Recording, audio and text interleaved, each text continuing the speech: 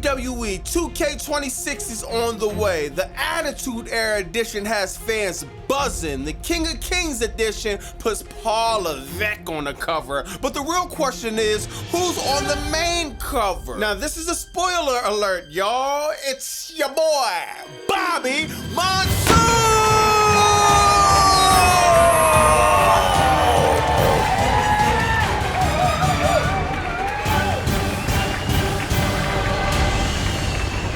Pre-order your copy January 30th. Make sure y'all grab that WWE 2K26 Bobby Monsoon edition. It's gonna be fire. The universal mode on that is crazy, man.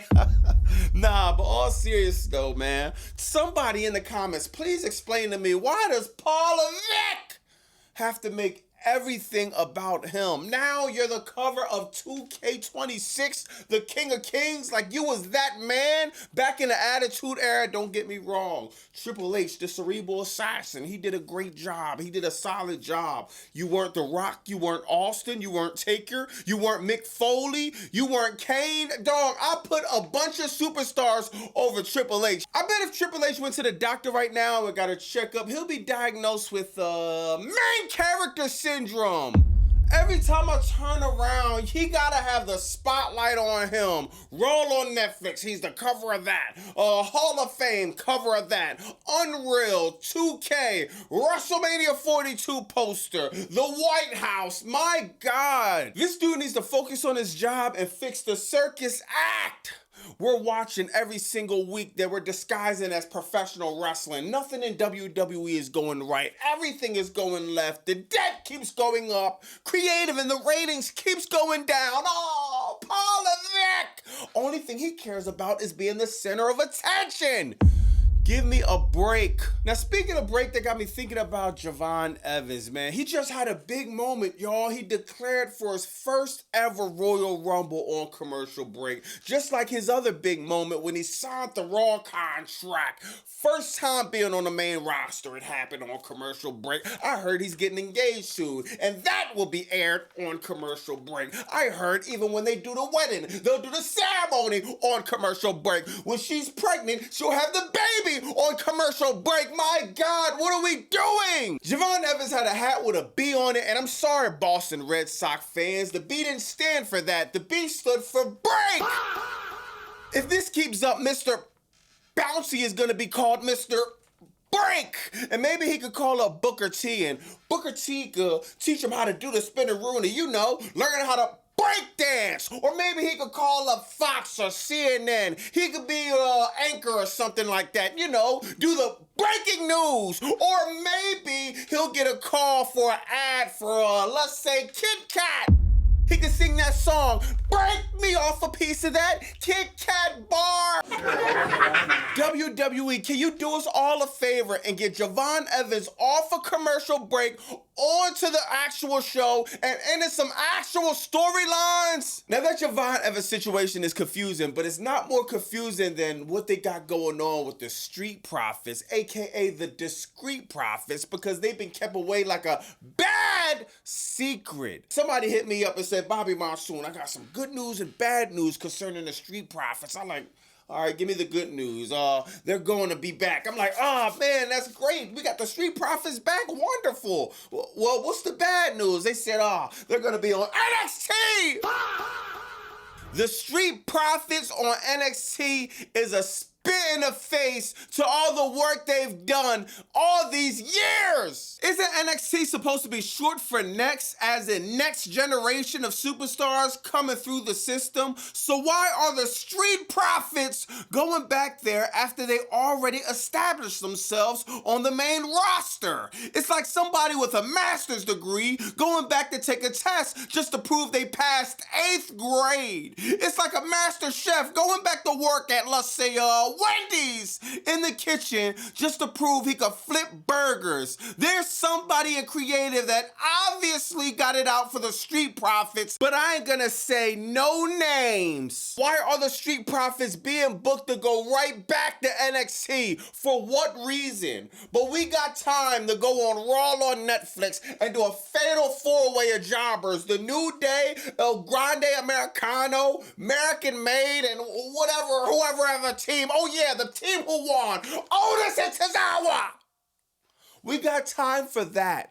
But we send the Street Profits, one of the best tag teams you got on your roster, the NXT, make it make sense. Now with some more unfortunate news, Shinsuke Nakamura posted and then deleted a farewell type of message where he said AJ Styles told him that he's already made the decision that Royal Rumble will be it. He'll be his final match and he'll be retiring from WWE. And on top of that, last night on Raw, we had AJ Styles versus CM Punk. After the event, CM Punk, they did a little thing on the mic addressing the crowd and they hugged each other in the middle of the ring in an emotional moment. All signs are pointing that AJ Styles will be retiring at the Royal Rumble January 31st. Now just think about this, y'all. AJ Styles, his retirement year lasted 31 days. This is an embarrassment. Who is booking this? Is AJ Styles, does he want to be done with WWE this early? Or is somebody at the creative team really coming up with this idea to have AJ Styles not even make it 1 month in his retirement year? And let me guess, they're gonna have Gunther tap him out the same way they did John Cena. Shout out to my man Jay from YouTube. He said this in the chat while we was live, man. If this actually happens, they've officially turned AJ Styles to AJ Smiles. I have never seen so many legends go out like jobbers at the end of their career. What a way to bury a guy, Paul Levesque. You turn AJ Styles, a first ballot Hall of Famer, the phenomenal one, into the comical one. This is a joke. This sad is brought to you because of the $3 billion of debt t-shirt. Is here, man, exclusively on BobbyMonsoon.com. The $3 billion in debt t-shirt, man. I want to thank everyone who purchased the Paul Levesque merchandise. I want to thank everyone watching and supporting the channel. Thank you from the bottom of my heart. The channel is nothing without you, man. BobbyMonsoon.com. $3 billion a debt t-shirt. Now back to the content. Now, Raw started off with a promo with AJ Styles and CM Punk. And look at CM Punk, y'all. This dude does not take anything serious. I cannot wait until the title gets off this guy, dog. Like, come on, bro. AJ Styles versus CM Punk. Supposed to be this big, spectacular match. AJ Styles, potentially his last match on Raw. CM Punk can't do nothing but goof around in the middle of the ring. It's annoying. After that, you have Rhea Ripley, Io Sky, the worst storyline in professional wrestling, with Stephanie Valkyrie going over the Judgment Day, just like they went over on a few days ago, just like when they went over them the week before that, then the week before that, then the week before that, then the week before that. Oh my God, the overbooking of Rhea Ripley, Io Sky is crazy. Stephanie Valkyrie, the women's world heavyweight champion that never defends her title. I be forgetting she's even on the Raw roster. What are we doing? You got Raquel Rodriguez. When is Raquel Rodriguez going to take the title from Stephanie Valkyrie? Stephanie Valkyrie should be defending her title at Royal Rumble versus Raquel Rodriguez. Raquel Rodriguez should be walking out of Saudi Arabia with the title. Why are we this is the most believable character you have on your roster, man or woman. If you look at this picture, you see there's no star power in this picture. You got Logan Paul, who has the most heat on anybody over the roster. After that, there's absolutely no heat from anybody in this picture. Braun Breaker should be the future of WWE, but he's losing a 50-year-old CM Punk. So it's impossible to put somebody like Braun Breaker over consistently. Hopefully he wins the Royal Rumble coming Saturday. You got Justin Timberlake trying his hardest. The look all tough, the look all big and bad is not working, Justin Timberlake. They do a segment with Adam Pearce where Adam Pearce declares all the Judgment Day in for the Royal Rumble. Whatever. Nobody cares. After that, they do Rey Mysterio versus Austin Theory. Click copy, click paste, click copy, click paste. How many times are we going to do the same match? Rey Mysterio, Austin Theory, one-on-one, tag team, 6-man tag, 10-man tag, Royal Rumble, Battle Royal, ladder match. Dog, they done had every single type of match. Now, we did have something unfortunate happen. Rey Mysterio hurts his shoulder, it seems like, in this match. And it's like, my God, what is going on with this shoulder injuries? We have so many shoulder injuries in WWE. You had Chad Gable, Dominic Mysterio, now Rey Mysterio. You had Seth Rollins, Rhea Ripley. Remember, Liv Morgan was out with a shoulder injury. Penta was out with a shoulder injury. You had so many shoulder injuries specifically in WWE going on. We need to get down to the bottom of this immediately. After the match, you had the Vision come through, beat up Penta, beat up Dragon Lee, beat up everybody. It's just like, okay, dog, the Vision is losing steam. There's nothing entertaining about the Vision. It's nothing that's getting me out my seat and excited about this faction, man. Seth Rollins need to come back to bring some type of spark in this faction because they desperately need it, y'all. Next, you got Otis and Tozawa, two of the biggest jobbers on the face of this earth, winning a fatal four-way match of all jobbers. American Made, The New Day, Otis and Tozawa, whoever, the American Grande Americanos. Otis and Tozawa win. What they was doing before that, they was in a segment with Joe Hendry. There was Joe Hendry backup dancers in a Christmas segment. What's the reward for that? A shot at the tag team titles. Great.